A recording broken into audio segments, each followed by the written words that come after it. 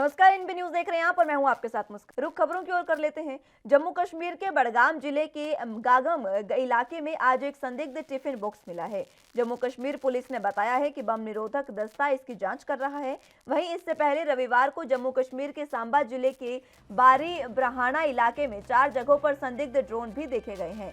एक ड्रोन रात करीब 8:30 बजे आर्मी कैंप के पास देखा गया। वहीं बारी ब्राह्मणा थाने में तैनात जम्मू कश्मीर पुलिस के जवानों ने ड्रोन को देखा है। अधिकारियों ने ड्रोन पर गोली नहीं चलाई है क्योंकि ड्रोन सीमा के बाहर उड़ रहे थे। ड्रोन देखे जाने के बाद पुलिस और सेना ने इलाके में हाई अलर्ट भी जारी कर दिया है और सुरक्षा भी बढ़ा दी गई है। इससे पहले शनिवार को जम्मू कश्मीर के सांबा जिले में 2 अलग-अलग जगहों पर 2 ड्रोन मंडराते दिखे थे। वहीं सुरक्षा बलों का सर्च ऑपरेशन भी लगातार जारी है।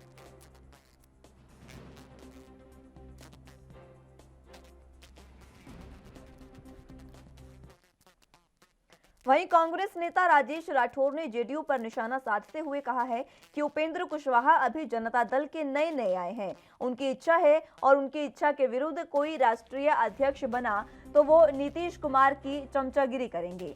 वहीं उन्होंने प्रधानमंत्री बनने के लिए कई मटेरियल बताए हैं और इस दौरान उन्होंने ओवैसी पर निशाना भी साधा है।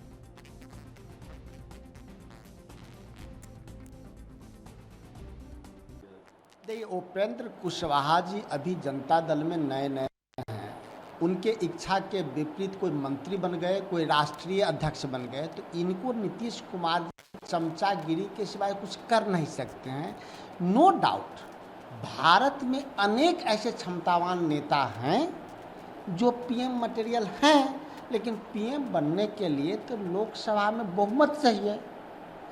तो 2 पक्ष है, एक एनडीए है तो वहाँ नरेंद्र मोदी जी हैं जो पीएम मटेरियल नहीं, वो पीएम है तो वहाँ वैकेंसी नहीं है।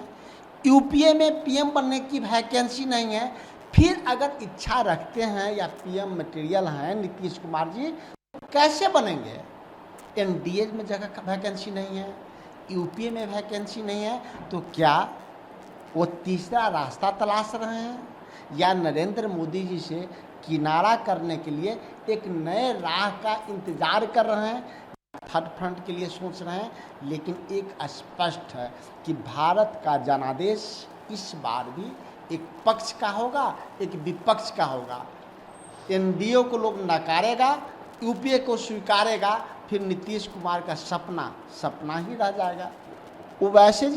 वैसे तो भारतीय जनता पार्टी के बी टीम है, लेकिन कभी कभी सुर्खियों में रहने के लिए उचित बात बोलने का प्रयास करते हैं, जो भी उचित है कि संसद आज एक नई परंपरा की शुरुआत हो गई है कि भारतीय संसद में विपक्षियों को बोलने का मौका तक नहीं दिया जाता है।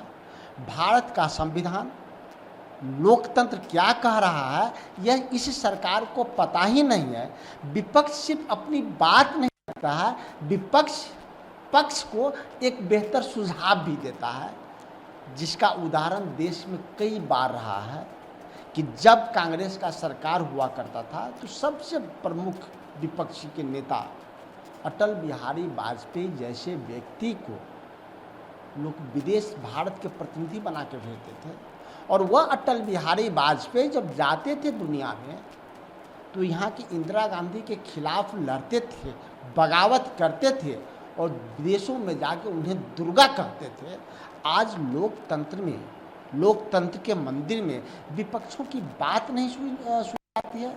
सिर्फ बिल कैसे पास हो, या बिहार हो या भारत का संसद हो, डंके के चोट पे नहीं, डंटे के चोट पे बिल पास कराने का प्रयास किया जाता है, लेकिन किसानों के मुद्दे पे चर्चा नहीं की जाती है, जासूसी के मुद्दे पे चर्चा नहीं की जाती है।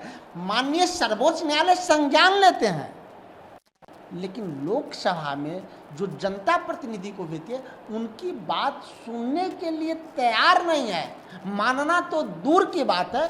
तो दुनिया अब समझ रही है कि भारत का लोकतंत्र चरमरा गया है और आने वाले 2024 में तो इस बीच आपको सीधी तस्वीरें कर्नल कोठियाल की दिखा देते हैं, जिनका उत्तराखंड में जोरदार स्वागत किया जा रहा है। सीधी तस्वीरें आपको दिखा रहे हैं, जहां पर कल ही कर्नल कोठियाल ने तमाम वहां के युवा लोगों से बातचीत की थी, युवाओं से बातचीत की थी और उनको तमाम चीजें बताई गई थी। अब इसी के साथ कर्नल अजय कोठियाल का ये सीधी तस्वीरें आपको दिखा रहे हैं, जहां पर उनका स्वागत उत्तराखंड में किया जा रहा है। श्रीनगर गढ़वाल आगमन पर कर्नल अजय कोठियाल का यहां पर स्वागत किया जा रहा है।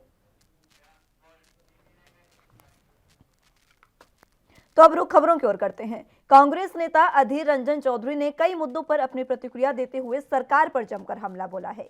क्या कुछ उन्होंने कहा है, सुनाते हैं आपको। ये सरकार खुद पैसा बर्बाद कर रहा था, हम क्या करें? ये हमारा हक है।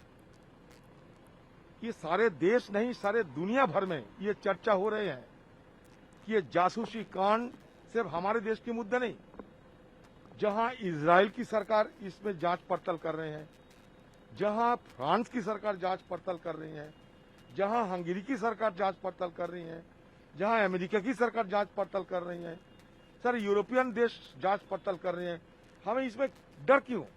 मोदी जी को डर क्यों कि पेगासस एक जासूसी कांड है, जिस जासूसी कांड में सारा हिंदुस्तान को सरकार अपने चपेट में लेना चाहते हैं। तो जहां सबके लिए खतरा बनते जा रहे हैं, वो मुद्दा अगर हम पहले चर्चा के लिए चाहिए थी। इसमें हमारा दोष क्या है? चर्चा चाहते हैं शुरू के दिन से, किसान के मुद्दे हो, महंगाई के मुद्दे हो, कोविड के मुद्दे हो, ये शुरू के दिन से हम कहते आ रहे हैं। लेकिन जब पेगासस की मसला सामने आ गए हैं, तो हमें सरकार से गुजारिश किया कि सारे देश की जासूसी कांड, इतना बड़ा जासूसी कांड इतिहास में नहीं हुई। तो जो इतिहास में कभी इतना बड़ा जासूसी कांड नहीं हुई। वहीं कांग्रेस नेता पीएल पुनिया ने असम मिजोरम विवाद पर बोलते हुए सरकार को जमकर घेरा। क्या कुछ उन्होंने कहा है, सुनाते हैं आपको। जो आसाम और मिजोरम के बीच में जो तनातनी चल रही वो अत्यंत दुर्भाग्यपूर्ण है, और दुर्भाग्यपूर्ण इसलिए भी है कि दोनों एनडीए की सरकारें हैं और केंद्र सरकार गृह मंत्री उसमें हस्तक्षेप नहीं कर रहे हैं। बिला के बैठा के इसका स्थायी हल होना चाहिए, और इसलिए असम के चीफ मिनिस्टर ने कहा कि अगर इसका समस्या का समाधान होता है तो मैं अपीयर होने को तैयार हूं, लेकिन अधिकारियों को ह्यूमिलिएट नहीं होने दूंगा और जरूरत पड़ी तो सुप्रीम कोर्ट का दरवाजा भी खटखटाएंगे। इसी में केंद्र सरकार को आगे आना चाहिए, और हिंदुस्तान में दो प्रदेशों के बीच में अगर इस तरह से बाउंड्री डिस्प्यूट को अनरिजॉल्व रखा जाएगा तो ये ठीक नहीं। किसी भी तरीके से केंद्र सरकार को इसको गंभीरता से लेने की आवश्यकता। देखिए, स्वास्थ्य मंत्री जो भी कहें वो उनसे उम्मीद नहीं की जाती कि वो राहुल जी की तारीफ करें, लेकिन राहुल जी ने अनेक अवसर पर ये कहा है कि वैक्सीन सबको लगवाना चाहिए और कोरोना से बचने का एकमात्र उपाय वैक्सीनेशन है। ये राहुल जी ने अनेक मौकों पर कहा है, और फिर उसको झुठलाना तो ये कहाँ की राजनीति है, तुच्छ राजनीति है जो भारतीय जनता पार्टी कर रही है। शायद अमित शाह जी ठीक कह रहे होंगे कि क्राइम के मामले में टॉप स्पॉट पे ले आए हैं उत्तर प्रदेश को योगी आदित्यनाथ जी, क्योंकि लॉ एंड ऑर्डर का जहां तक सवाल है तो वो तो टोटल पूरी तरह से फेल है। वहां पर कानून का राज नहीं, जंगल का राज है। जो अपराधी खुल्लम खुल्ला छुट्टे घूम रहे हैं, जिनका जरा सा भी भारतीय जनता पार्टी से कनेक्शन है, उनको कोई हाथ नहीं लगा सकता। तो वो क्राइम तो होता रहेगा, इस तरह से होता रहेगा। और अमित शाह जी गृह मंत्री हैं, उन्हें क्राइम के आंकड़ों के बारे में जानकारी होनी चाहिए। उत्तर प्रदेश क्राइम में टॉप स्पॉट पे है, लॉ एंड ऑर्डर को मेंटेन। देखिए, ओवैसी जी जो भी कुछ कहें, लेकिन ये हकीकत है कि विपक्ष का ये कर्तव्य है कि जो देश के सामने जो इम्पोर्टेंट मसले हैं, विषय हैं, समस्याएं हैं, उसको हाउस में उठाएं, चर्चा करें, सरकार को अकाउंटेबल करें, बनाएं।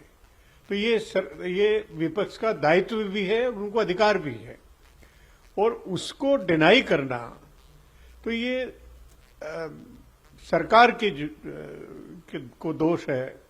अगर हाउस चल नहीं रहा है, पेगासस और किसानों के मामले पर विपक्ष अगर चर्चा करना चाहते हैं तो एक दिन निर्धारित करके चर्चा कर ली जाए और आगे फिर सामान्य रूप से हाउस चले। लेकिन क्यों बच रही है सरकार, ये अहम मुद्दा हर आदमी इसका पूछ रहा है कि क्या छुपाना चाहते हैं। जो गंभीर मसला है उसके ऊपर सरकार को जवाब तो देना ही होगा, अन्यथा विपक्ष तो अपना काम करेगा। वहीं हरियाणा में प्रदेश बीजेपी महिला अध्यक्षों की टीम गठित की गई है। प्रदेश में बीजेपी महिला मोर्चा ने प्रदेश पदाधिकारियों और जिला प्रभारियों की घोषणा कर दी है। इस लिस्ट में 5 प्रदेश उपाध्यक्ष, 2 महामंत्री, 5 प्रदेश सचिव, प्रदेश कोषाध्यक्ष, मीडिया प्रभारी सोशल मीडिया आईटी सेल के साथ ही 24 कार्यकारी सदस्य और 32 विशेष आमंत्रित सदस्यों की नियुक्ति का ऐलान किया गया।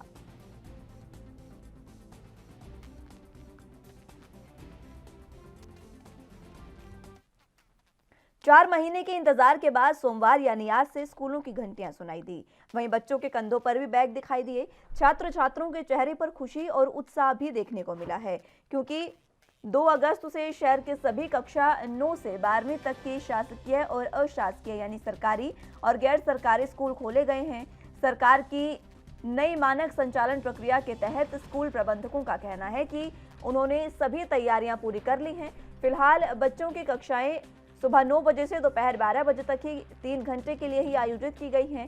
प्रदेश में सोमवार से कक्षा 9 से 12 तक की कक्षाएं शुरू होने को लेकर स्कूलों ने अपने स्तर से तमाम तैयारियां पूरी कर ली हैं और एसओपी जारी भी कर दी गई थी। पहले सोमवार से कक्षा 6 से 12वीं तक के लिए स्कूल खोले जाने थे, लेकिन अब 2 दिन पहले हुई शिक्षा सचिव की बैठक में कक्षाएं संचालित किए जाने को लेकर पहले जारी कार्यक्रम में बदलाव किया गया है। अब 6ठी से 8वीं तक की कक्षाएं 16 अगस्त से शुरू होने वाली है और फिलहाल 9वीं से 12वीं की स्कूलों की कक्षाएं आज खोल दी गई हैं, जिसमें स्कूलों में बच्चे भी दिखाई दे रहे हैं। ये तस्वीरें भी आपको देहरादून की दिखा रहे हैं, जहां पर स्कूलों में बच्चे पहुंचे।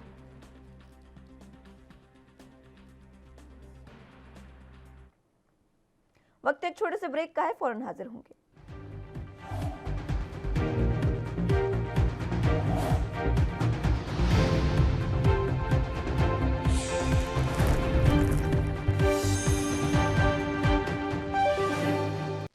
ब्रेक के बाद एक बार फिर से स्वागत है आप सभी का। कानपुर देहात के शिवली क्षेत्र में पांडव नदी के समीप स्थित प्राचीन जागेश्वर मंदिर है और इसी शिवलिंग की वजह से यहाँ के कस्बे का नाम शिवली पड़ा है। मान्यता है कि यहाँ शिवलिंग स्वयं धरती से प्रकट हुए थे। अब यहाँ कई देवी देवताओं के मंदिर भी स्थापित हो चुके हैं। आपको बता दें कि मंदिर के बारे में मान्यता है कि ये भोले बाबा का सच्चा दरबार है। यहाँ श्रद्धालुओं का हुजूम लगातार लगा रहता है।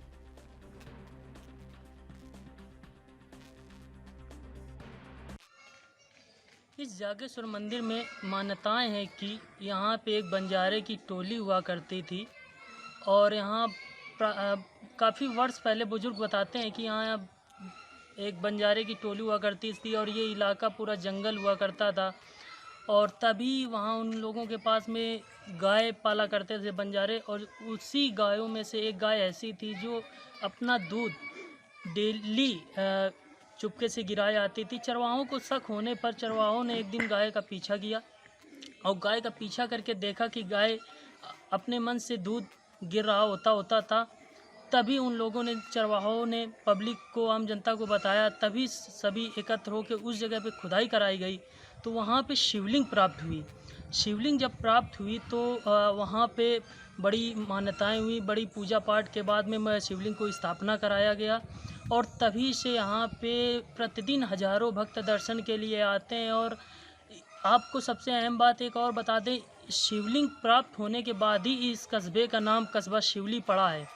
यहाँ सावन के महीने में आप प्रतिदिन यहाँ पे ओम नमः शिवाय जप किया जाता है और यहाँ पे 3 टाइम आरती भी होती है, प्रसाद वितरण होता है। श्रद्धालु बारी बारी से दर्शन करते हैं।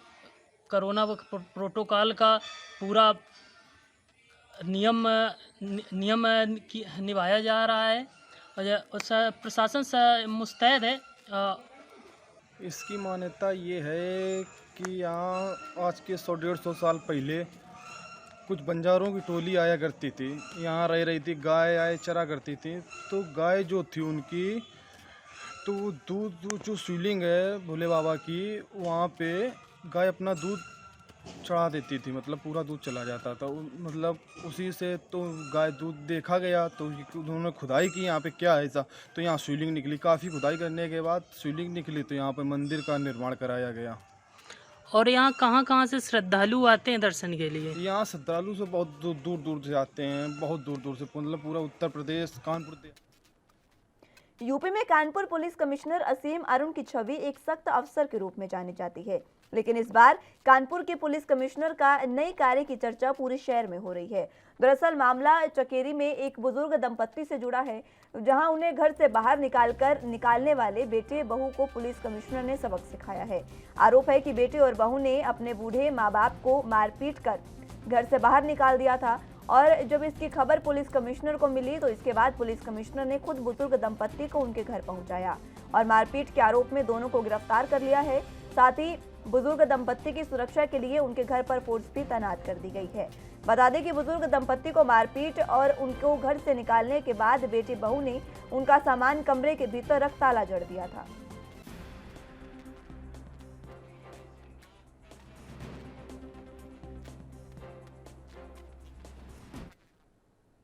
तो अब सीधी तस्वीरें आपको दिखा देते हैं। पीवी सिंधु प्रेस कॉन्फ्रेंस करते नजर आ रही हैं अपने कोच के साथ, देखते हैं क्या कुछ कहते हैं। And there should not be any more controversy. Yeah, I mean, from the beginning, I think there was no controversy. I mean, yeah, there were so many questions and everything, but I think, yeah, it's as simple as that, because, you know, when you have the opportunity to play in a bigger stadium and when it is almost like a conditions of Olympics, I think, you know, why not take that opportunity and play? So, you know, that's why we've decided that, you know, we will play in Gachibowli Stadium, you know, from February. We've been playing there, and of course, you know, Badminton Association and also sports authorities have really supported us, because, you know, when we asked and they've given us the permission immediately and we could train from the next day. So I think, yeah, it didn't take, you know, much time. So we immediately started training, and it has really helped us, because, yeah, as you mentioned, drift definitely played an important role, and I've learned a lot, you know, playing in Gachibowli, especially in the, you know, when there is a lot of drift. I think that, you know, that control is very important. I've learned that in the last couple of months, and yeah, that really helped in this tournament. I just wanted to add to this question. During the final stages of the match, you and Park had a lot of eye-to-eye contact, right? And who was more nervous, you or Park? He's asking, during match we had lot of eye-to-eye contact. Yeah. So he was asking who was more nervous, you or me? Me, little nervous. Yeah, but I think he never showed his nervous, because as a coach, he needs to motivate the players, support the player that yes. तो भारतीय खिलाड़ी PV Sindhu को आप सुन रहे थे, जहां पर उन्होंने टोक्यो ओलंपिक में कांस्य पदक जीतने के बाद प्रेस कॉन्फ्रेंस की है। तो अब रुख खबरों की ओर करते हैं। यूपी के कौशाम्बी में नाबालिग लड़की के साथ गैंगरेप जैसी घिनौनी वारदात सामने आई है। दरअसल शौच के लिए घर से निकली एक नाबालिग लड़की को गांव के ही युवकों ने किडनैप कर वारदात को अंजाम दिया। वहीं घटना की जानकारी के बाद पहुंची पुलिस ने 2 आरोपियों को गिरफ्तार कर लिया है, जबकि वारदात में शामिल एक मुख्य आरोपी अभी भी पुलिस की गिरफ्त से बाहर है। फरार आरोपी को गिरफ्तार करने के लिए पुलिस ने टीमों का गठन कर दिया है और जांच शुरू कर दी है।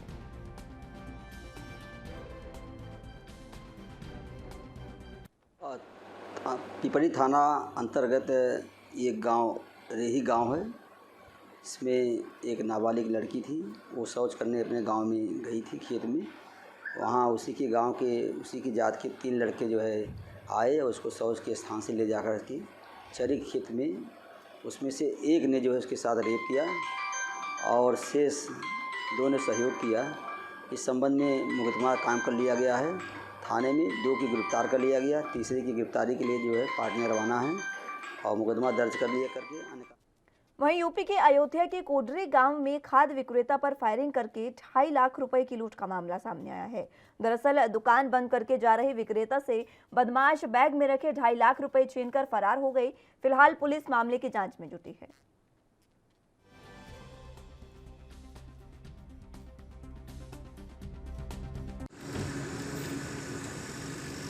आज रात में आयुष वर्मा नाम के व्यक्ति जो कि थाना तानूल क्षेत्र के रहने वाले हैं, उनके द्वारा बताया गया कि वो शहर से थाना तारून क्षेत्र की तरफ जा रहे थे। रास्ते में थाना पूरा कलंदर क्षेत्र में 2 व्यक्ति जिनके नाम संजीत वर्मा और लल्लू हैं, उन्होंने वादी के बाएं हाथ में गोली मार के उनसे 2.5 लाख रुपए छीन लिए।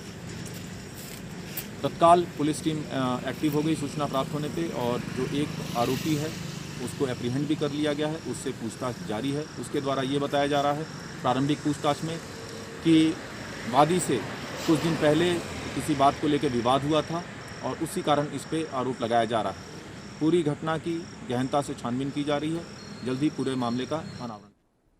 यूपी के महोबा में पिछले 18 घंटे से लगातार मूसलाधार बारिश चल रही है, तो वहीं नगरपालिका प्रशासन की इस बारिश ने पोल खोलकर रख दी है। दरअसल नाली और नालों में करोड़ों रुपए खर्च होने के बाद भी नगरवासियों को जल जमाव की समस्या से छुटकारा नहीं मिल पा रहा। हालात इतने खराब हैं कि घरों में पानी भरना तो आम बात, लेकिन यही शहर की सुभाष पुलिस चौकी की छत में भी पानी टपक रहा है और चारपाई पर बैठा जवान पानी निकालने के लिए मजबूर है। ये तस्वीर महोबा के सुभाष पुलिस चौकी की है। इसे देखकर आप बखूबी अंदाजा भी लगा सकते हैं कि पालिका की सफाई व्यवस्था किस कदर लचर है।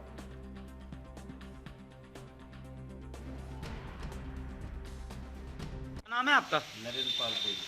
अच्छा, यहाँ चौकी में ये क्या हो गया? ये सब पानी निकालने का गुंजाइश कहीं है नहीं है, और पानी अपने भर जाता है, कपड़ा लगता है, सब परेशान, ऊपर छत टूट गई है, सब परेशान है। अच्छा, कैसे खाली करते हो फिर इन्हें? जब पानी बंद हो जाए तो डिब्बा से उलीचते हैं, सब निकालते हैं। क्या क्या परेशानी पड़ती? सामान वामान का क्या होता है जो खराब हो जाता है? सब भीग जाता है, सब बक्से के ऊपर चारपाई पे बैठे रहते हैं। अपने खाना भी नहीं बना पाया कल शाम को, न सुबह बना पाया, अभी ऐसे भूखे बैठे हो।